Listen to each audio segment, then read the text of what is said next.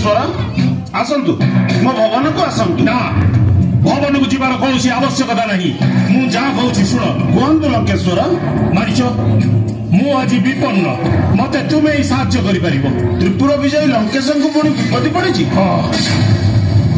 तुम्हें जान दंडकारण्य मोर भाई खरदूषण एवं शूर्पणखा बास करुले किंतु एबे राम मोर भाई मान समेत मोर 1400 योद्धा को निहत कर दंडकारण्य को राक्षस शून्य कर मोर भगिनी शूर्पणखार नाशा कर्ण छेदन कर प्रतिशोध नापी मु तुमर साहाय्य भिक्षा करे कौन कहले प्रतिशोध ने हाँ मारिच प्रतिशोध मु रामर पत्नी सीता को अपहरण करने स्थिर कर क्षमा करेंगे दशानन निश्चय कौन मित्र रूपी शत्रु आपण को परामर्श देछि मारिच महाबलशाली राम को आप जानी ना मुझे बालक बेलू जाने महर्षि विश्वामित्र से यज्ञ रक्षा करने दंडकारण्य आसती मोर माता ताड़का को निधन कले मुझे अवज्ञा कर यज्ञ भग्न करने को आसली से बालक राम मत मूर्छित कर 7 योजन दूर समुद्र निक्षेप करी मु रामर प्रशंसा शुणा को आसी नहीं मारिच तुम्हें वीर कुशली मायावी तुमको स्वर्ण मृग वेश धारण कर रामर आश्रम में सीतार चतुर्पार्श्व प्रदक्षिण करने को पड़ो मत मृग रूप धरने को कहतु ना लंकेश्वर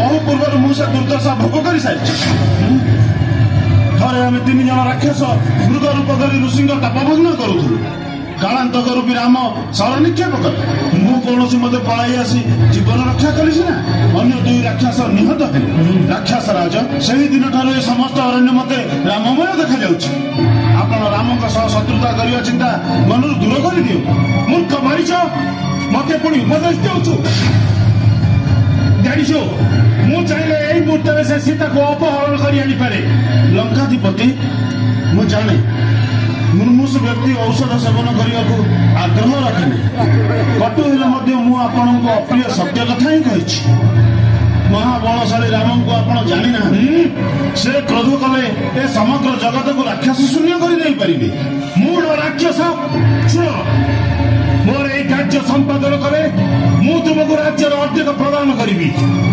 नचेत मोर आदेश अपेक्षा कले तुमको उपयुक्त शास्ति देवी लंकेश्वर राम निकट को गले तुमर बंचार आशा अच्छी किंतु मोर विरुद्धाचरण कले तुमर मृत्यु सुनिश्चित कह मोर आदेश पालन कर मृत्युवरण कर मृत्यु मोर अनिवार्य मुझे जानी सारे आउ मृत्यु को मु भय करूना जदि मरवा निश्चित राम हाथ ही मर मु प्रस्तुत अच्छी चलत एवं तुम्हें वीरत्वर परिचय देच मारिच आस आस मो संग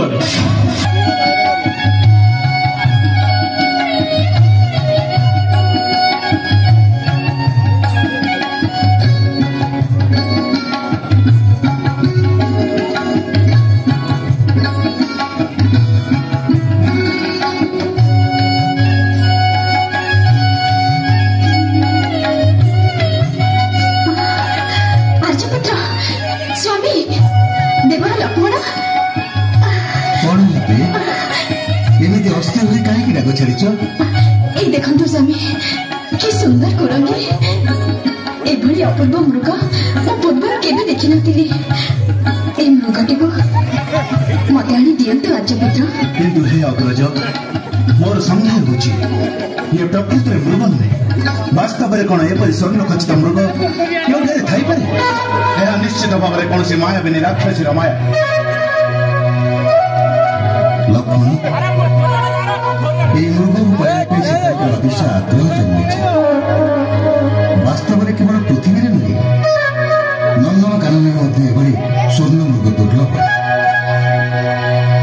स्वामी मु अन्याय करुछि दयाकरी विचित्र मृगटी को मत आनी दियंतु आनी दिया मोते मिर्ग पादे तो करुछि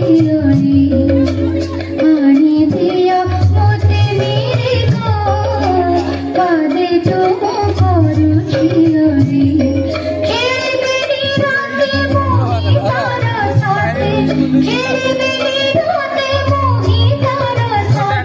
मोर माता दुख जिंदे पातो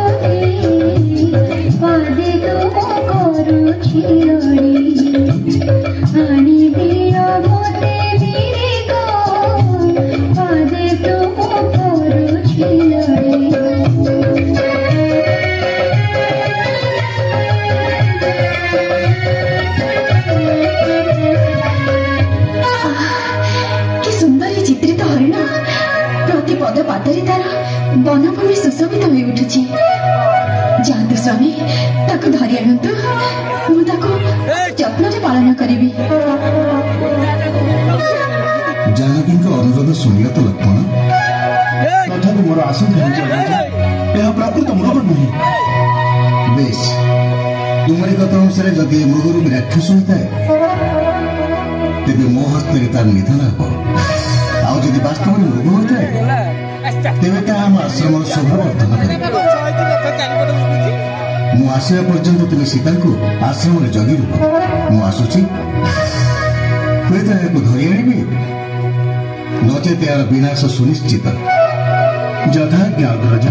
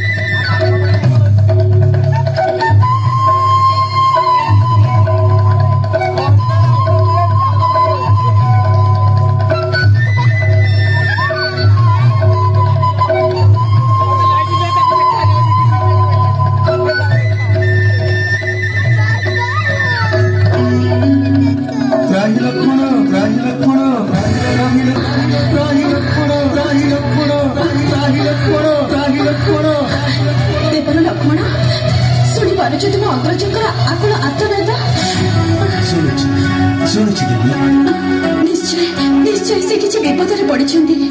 ନା ମାତା, ବୀର ଶ୍ରେଷ୍ଠ ମୋର ଅଗ୍ରଜଙ୍କୁ ବିପଦରେ ପକାଇଦେବ ଏପରି ଶକ୍ତି ଚରାଚର ବିଶ୍ୱରେ କାହାର ନାହିଁ।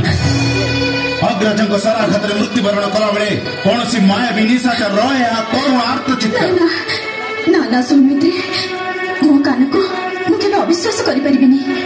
ଏହା ନିଶ୍ଚୟ ମୋ ସ୍ୱାମୀଙ୍କର ଆକୁଳ ଚିତ୍କାର। ତୁମେ ଯାଅ ଲକ୍ଷ୍ମଣ, ତୁମ ଅଗ୍ରଜ ନିଶ୍ଚୟ କୌଣସି ବିପଦରେ ପଡ଼ିଛନ୍ତି। ମତେ କ୍ଷମା କରିବେ ମାତା, ଅଗ୍ରଜଙ୍କ ଆଜ୍ଞା ଲଙ୍ଘନ କରି ଆପଣଙ୍କୁ ଏକାକିନି ଏ ସ୍ଥାନରେ ଛାଡ଼ି ମୁଁ ଯାଇପାରିବିନି। କଣ କହିଲ? ଯିବ ନାହିଁ? ଓ ବୁଝିଲି, ୟା ପଛରେ ତୁମର ଚକ୍ରାନ୍ତ ରହିଛି।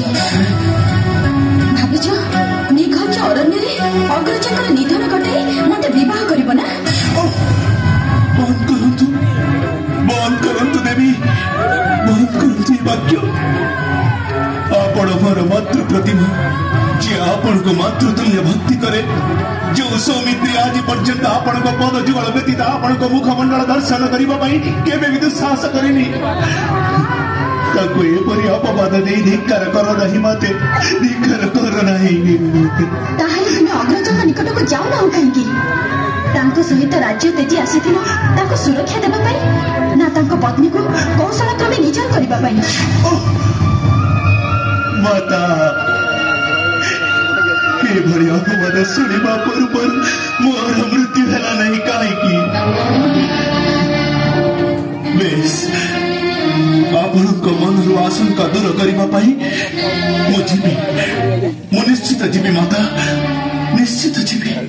ଆଗସୁଲୋଚନେ ଯାଉଛି ଯେଠାରେ ଛନ୍ତି ରଘୁନାଥ ଭ୍ରାତା ମୋର, ଛନ୍ତି ରଘୁନାଥ ଭ୍ରାତା ମୋର।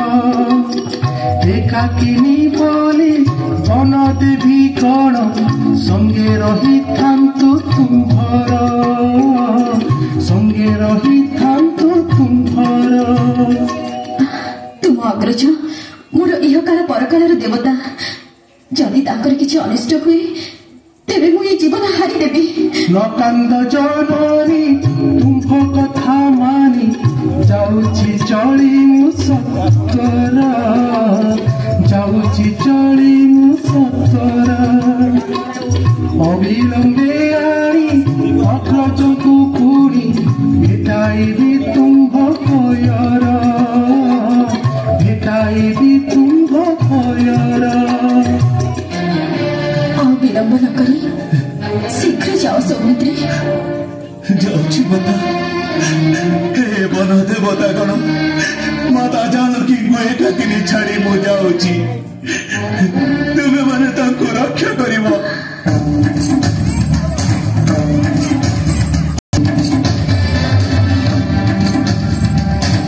माता भूमि तीन घर काटी दे गली ए गार को कदापि अतिक्रम करिवे नाही अविलंबे अग्रजन को धरी फेरी आसबि आसुची माता